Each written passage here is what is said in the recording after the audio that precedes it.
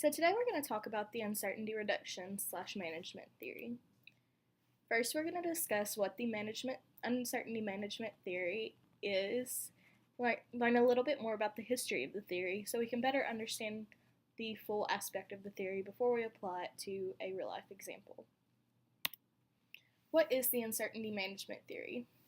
The uncertainty management theory is a perspective based on the idea that uncertainty is neither inherently positive or negative, but something that isn't managed. In other words, it's not something that necessarily hurts or helps us, but we learn how to handle it so we can get along better in our day-to-day life. Here's a little bit of history of the uncertainty reduction theory. This theory was founded by Professors Charles Berger and Richard Calabrese in 1975. This theory is important to relationships and interpersonal development because it's often hard for us to maintain healthy relationships and healthy life if we cannot fully understand how to make peace with things that we're not completely sure about.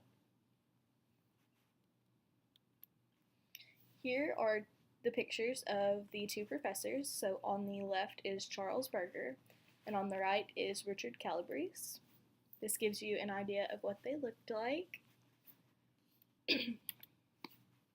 Next, we're going to discuss the 7 basic concepts of uncertainty reduction.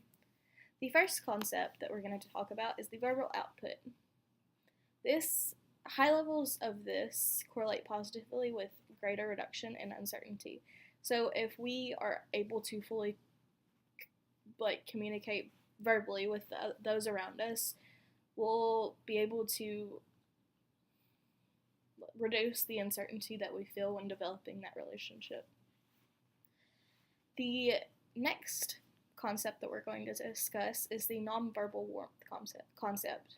This refers to when you are developing a relationship or a bond with another person, positive signs in that person's gestures and body language indicates willingness to communicate, and it shows us that they want to build that relationship, so it makes us feel more comfortable.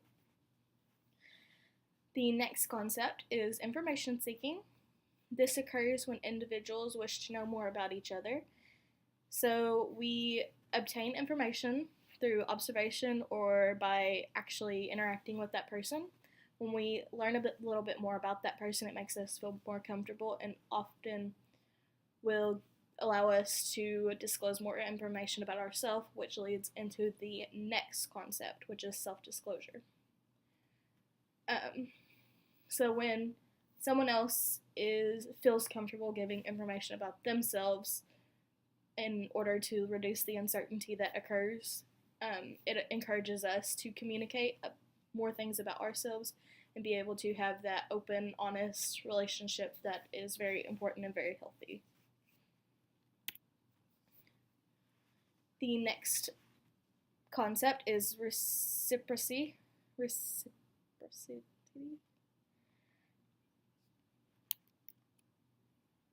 This is when individuals are interested in reducing uncertainty or starting a relationship. They will often reciprocate uncertainty reducing behavior. So they will want to get to know more about the other person. So they'll begin asking questions and trying to initiate that communication that leads to us feeling a little bit more calm and less stressed about forming this relationship with this new person. So the higher uncertainty that is between these two people, the more that they will reciprocate their behavior and interact and try to get a little bit more familiarity and just try to work to develop that disclosure and that relationship. So the next concept is similarity. This means that this basically talks about those who share interests or often like some of the same things. They'll feel less anxious and uncertain about that other person because it gives them a sense of similarity, I guess. So if you like the same TV shows or the same books or just the same people, it gives us a sense of certainty, and you kind of get a better idea of what that person is like. The last concept is the liking concept. This is the feelings of approval and preference between individuals, likewise speed up the uncertainty reduction process. Feelings of dislike discourage relationship formation. So if you begin to like the person and you approve of the communication and the way the relationship starts, it speeds up the process of applying these concepts and beginning to form the relationship and reduce the uncertainty that is still there. And if you get that initial feeling of dislike or you're kind of anxious around that person, then it's going to lead you to not build that relationship and move on to something else. So what motivates people to want to reduce their uncertainty? The first thing that motivates people is the anticipation of future interaction. So when someone seeks out information about others, they hope to see this person again, or they expect to see this person again. This could be coworkers, neighbors, classmates, future partners, future friends. When you learn more information about that person, it makes you want to see them again, and it's because you do want to see them again. The next thing that motivates people is the incentive value. So people want to learn more about those who have an influence in their life. So this is like your employers, like your bosses, or your teachers. These people are going to help you in life, and they're going to, like an employer gives you raises and can help you when you're looking for other jobs or wanting to branch out.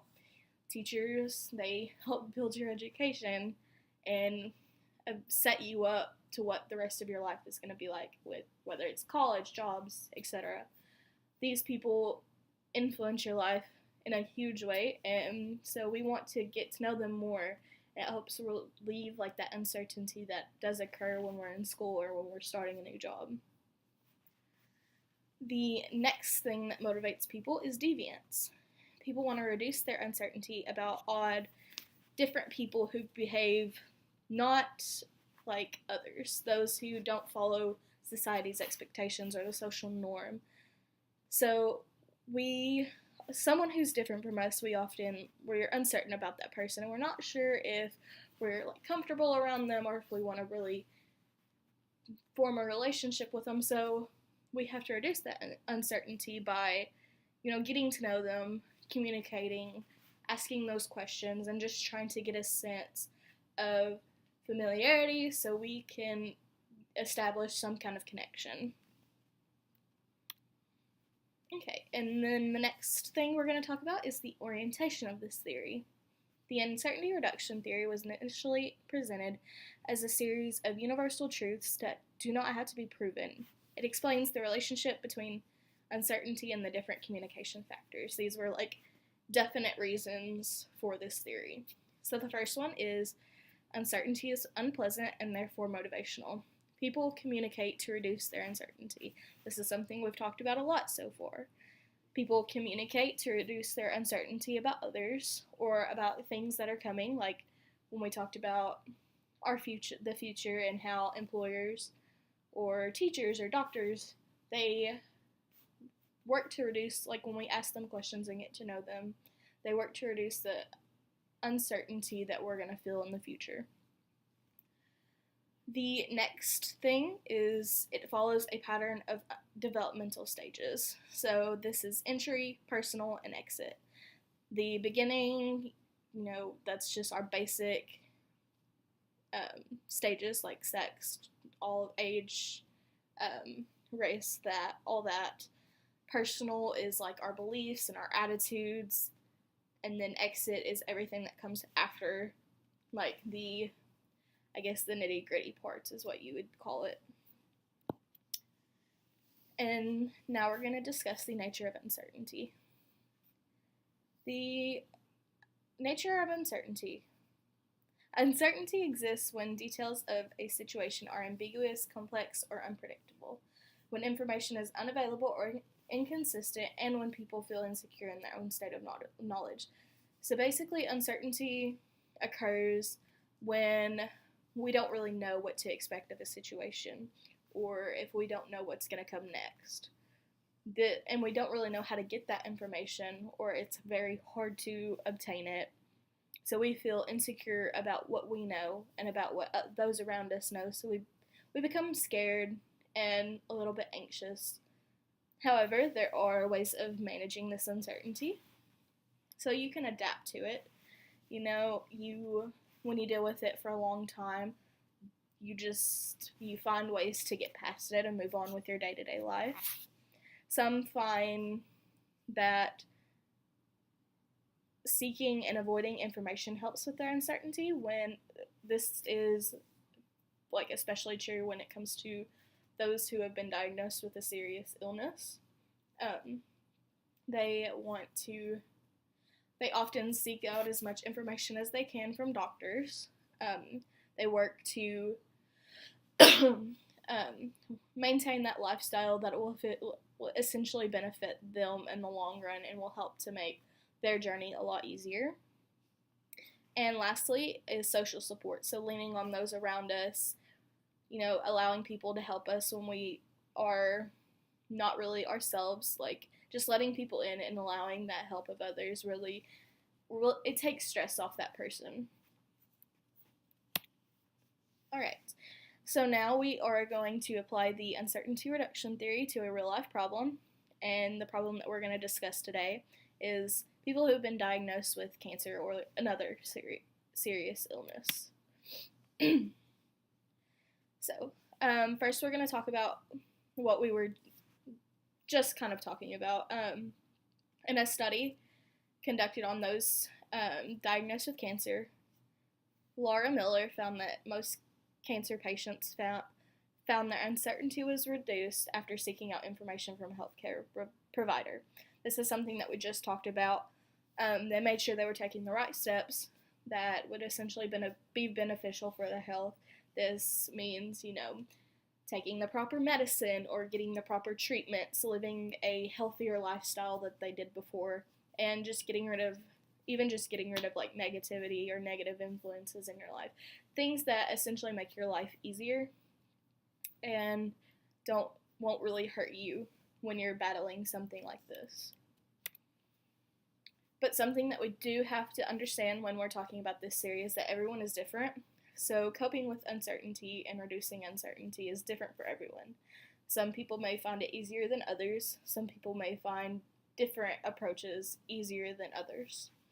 According to a study performed by Richard M. Sorrentino, Yang Yi, and Andrew Zetso, there is no single coping method that is exclusive to a way a person deals with different types of interpersonal issues.